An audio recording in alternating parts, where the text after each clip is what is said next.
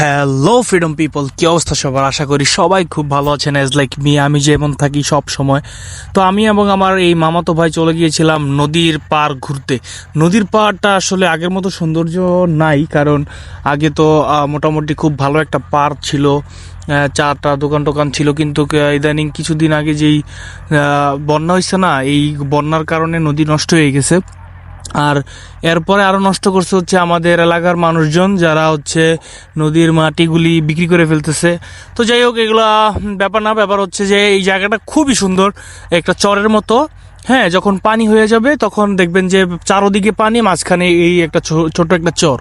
ঠিক আছে, এখানে অনেকে গাছপালা লাগাই রাখছে, যাক আল্লাহর রহমতে এই গাছগুলো বেঁচে গেছে।